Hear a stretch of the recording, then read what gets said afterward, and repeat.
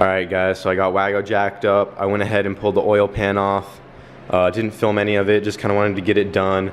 I do have videos of pulling the pan off in earlier videos when I was first boosting Wago, if you are interested on how to take the pan off on a four-wheel drive wagon.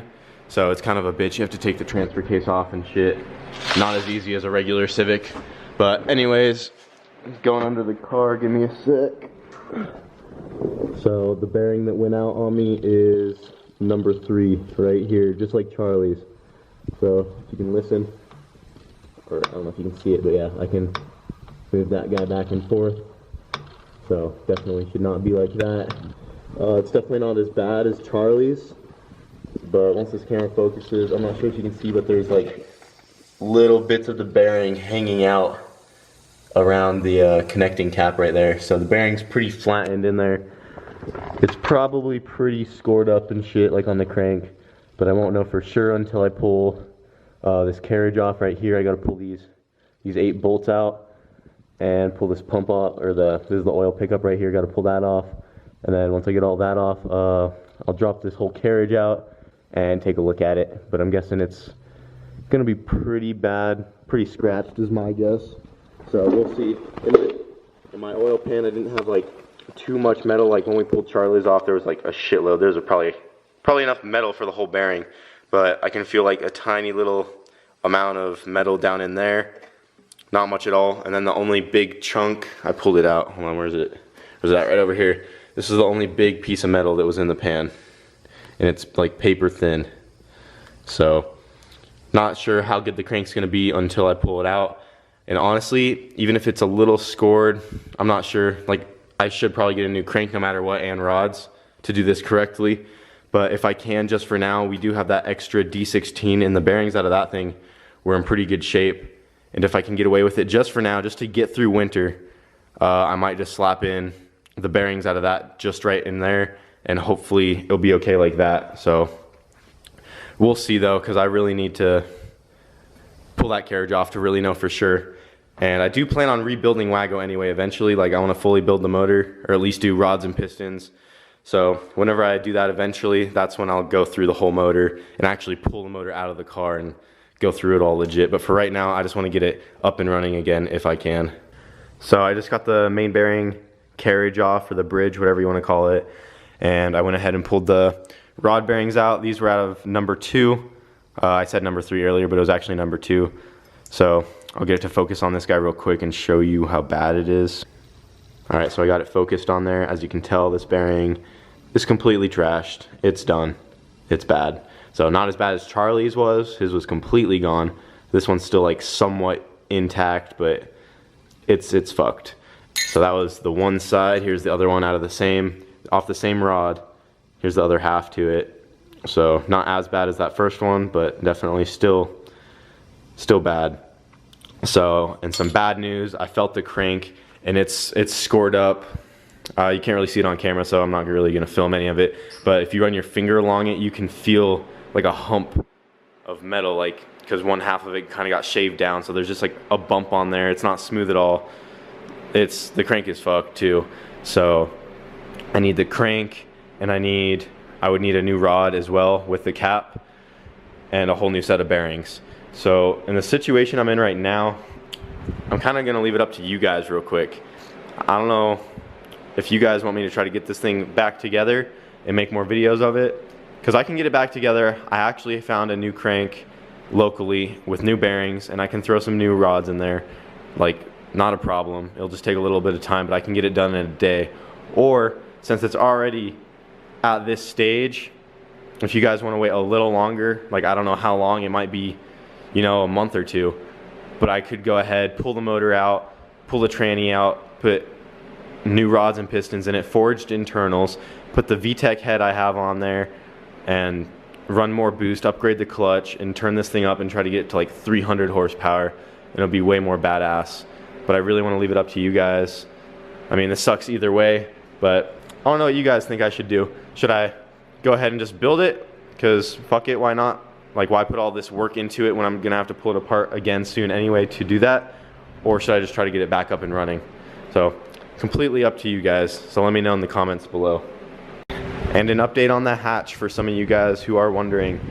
I did call Insane Shafts today, and they're gonna ship me a new axle for the other side, for the driver's side, because that's the one that popped out. And they're actually gonna lengthen it for me like a 1/2 inch, so it will stay in there and not pop out like how it did again, even with the motor like slightly shifting over. So honestly, that was pretty cool of them. This was, they replaced both axles. I only had to pay for the shipping. So not sure about the product itself, but as far as like customer service and like how well they take care of you, they are awesome. So that should be coming soon, and I'll get the hatch up and going as well. And I'm thinking right now I'm gonna get everything put together on it and push it out of here just for now, because I want to get the MR2 in here and start on that also. So I got the hatch down on its wheels and we're about to push it out. I'm just gonna park it over on the side over by where I parked Hayden's car, his Civic Shell. So I'm just gonna put it off to the side for now, put a tarp on it, and I'm not gonna mess with it until that axle comes in the mail. And what we're fixing to do right now is pull the MR2 in. So we're gonna use my buddy's Integra and just kind of pull it, because it's gonna suck to, it would suck if we had to push it in the snow.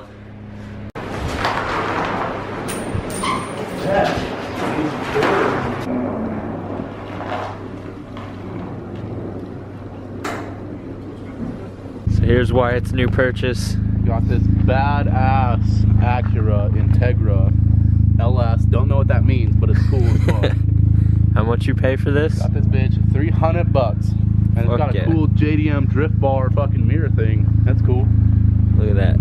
Ooh, get it, boy. With all the breweries. And a door that doesn't exactly shut. Like, you gotta kind of lift it. Yeah, and it doesn't actually latch either. It's alright, you've got bungee cord. Fuck it. Bungee cord across the seat. Driver mirror delete mod. Yeah, aerodynamics is a goal with this thing. So, yeah, pretty fast. You know, fastest thing I've ever been in. B18. It's actually an H32. Looks like it used to have hood pins. It used to be cool. So yeah, it's got some sick custom copper fade going on with the hood here. Definitely painted a hood gasket, or a head gasket with a copper coat. A hood gasket? A hood gasket. Got one of them sick new hood gaskets. Shine the light on this. Look at that. Yeah, pretty sick new whip. JDM. That's fuck. Nice. Oh, and the one mismatch wheel. The rest are Steelies. And this thing's gonna go tow the MR2. Yes, ma'am. Got the sick tow truck. What is that? I thought you were a tow truck driver, not a plumber.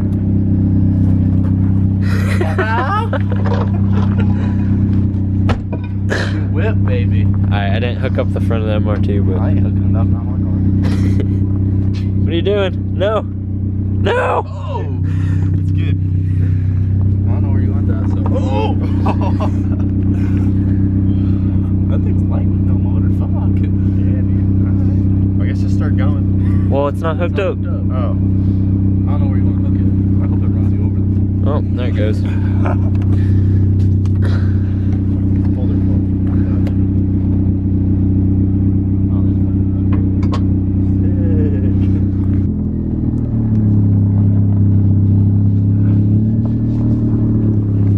Dude, we're gonna have so much water.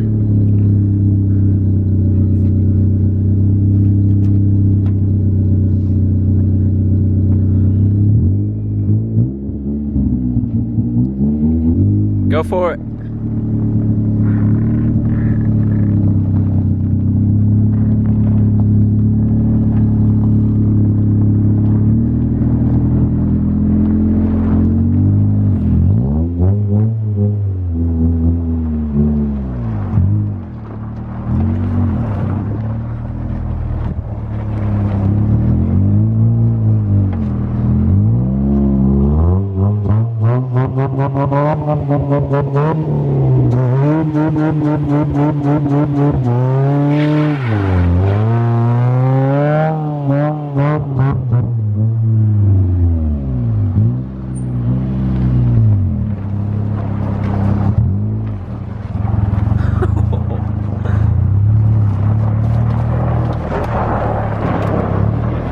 So we just got the MR2 pulled in here, got the heater going because it's really cold outside.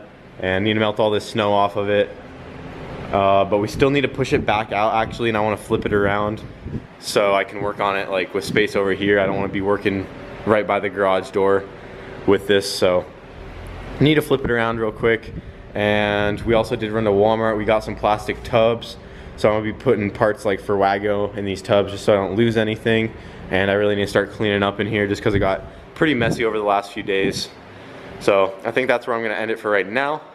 But yeah, let me know guys about Wago, because I'm thinking before I go through all the work, I might as well just throw some internals in there and get it going like the right way, and then I can actually show you guys how to do all that, so I can get the motor pulled and all that shit, and then make a legit build video for you guys. I don't think we've made a video on showing the whole process, like going from a stock motor to building it and then putting it back in and getting everything running and doing every little thing to the car. So if I do decide to build it, I can at least have those types of videos for you guys. Because once we started this channel, Charlie was already going on his car. He already had that motor put together. The hatch was already done. So this can be like a start to finish kind of deal, even though it is already turboed. And also I'll show the build on the MR2 once that gets going as well. So yeah, let me know what you guys think.